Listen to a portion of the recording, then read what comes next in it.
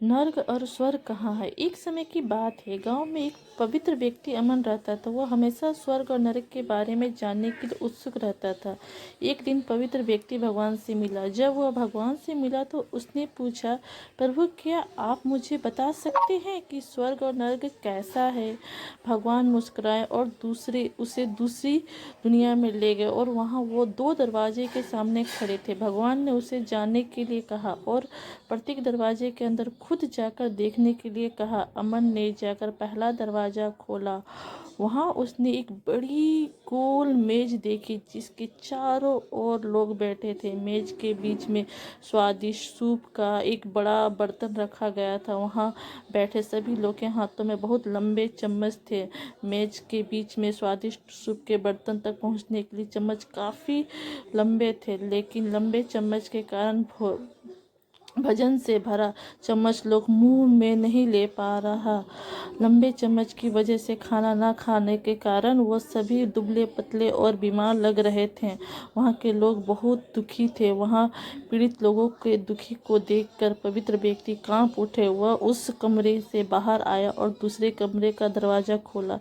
दूसरा कमरा बिल्कुल पहले कमरे जैसा था। वह बड़ी गोल मेज और उसके बीच में एक स्वादिष्ट सूप का बर्तन। वहाँ बैठे सभी लोग के हाथों में लंबे चम्मच था, लेकिन यहाँ के लोग स्वस्थ थे। वह एक दूसरे से बात कर रहे थे और खाना खा रहे थे। पवित्र व्यक्ति यह देखकर प्रसन्न हुआ और उस कमरे में से बाहर आ गया। अमन फिर भगवान के पास गया और कहा, मुझे समझ नहीं आया कि दोनों कमरे एक ही जैसे हैं, फिर भी एक कमरा दुख से भरा है और दूसरा कमरा सुख से भरा है। भगवान ने उसे समझाया, आपने देखा कि लंबे चम्मच दूसरे को खिलाने के लिए ठीक ठाक है, लेकिन खुद को खिलाने के लिए ठीक नहीं है।